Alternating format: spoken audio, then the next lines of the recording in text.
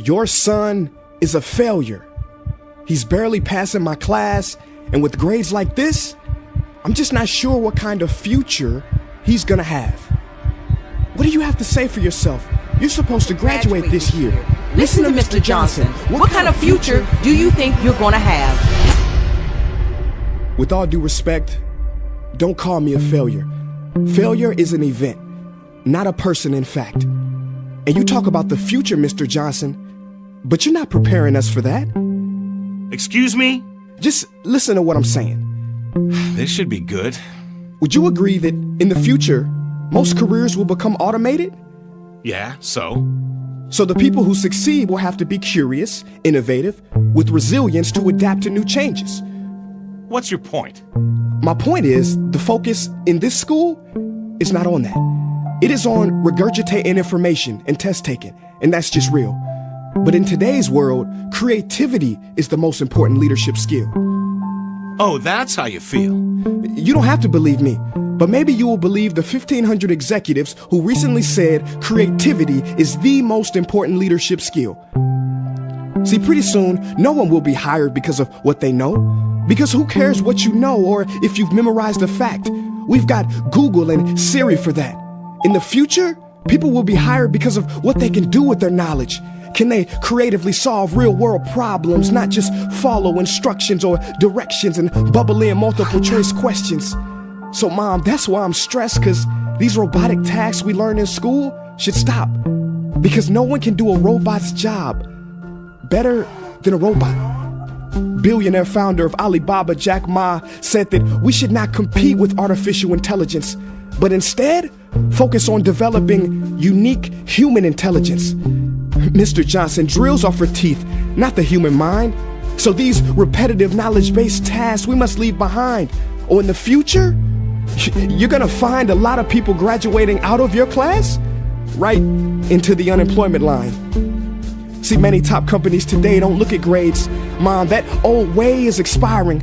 Google has been quoted as saying GPAs are worthless criteria for hiring. Founder of Tesla, Elon Musk, agrees. So I say this with unease and sorrow. If you continue to teach today as you taught yesterday, then you rob us students of tomorrow. Mr. Johnson, I'm gonna keep it real with you. Sometimes sitting in your class is tough. I'm constantly thinking, if I don't look up at the clock, maybe it'll speed up. So I listen to you do my work and pay attention, feeling like an hour had to have gone by, but it was only 3 minutes. So if you wonder why we're bored in class, look, you want to get a kid to hate reading? Give them this, a school textbook. And some people think it's our fault, and that hurts me. They say you can lead a horse to water, but you can't make him drink. And to that I say no. Firstly, you can put salt in that horse's hay and make him thirsty.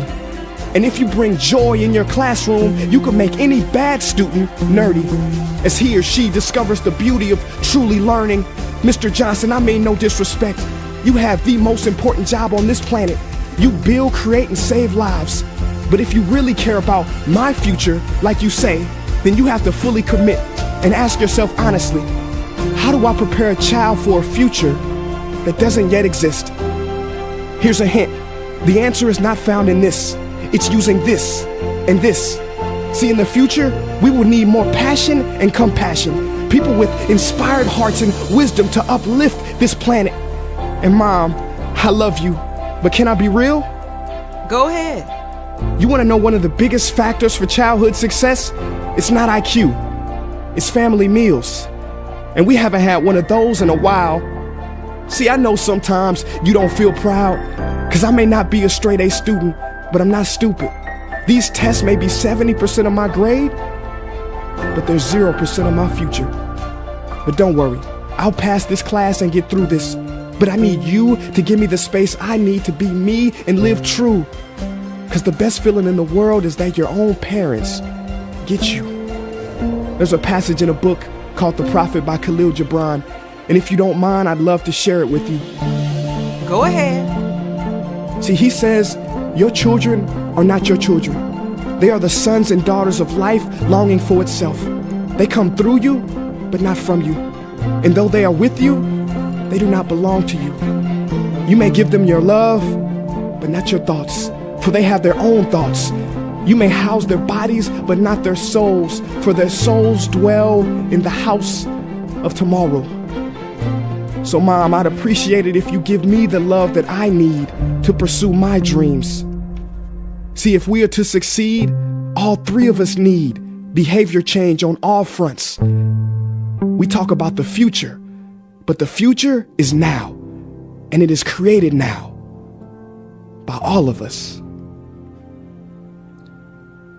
I've never heard you speak like that before.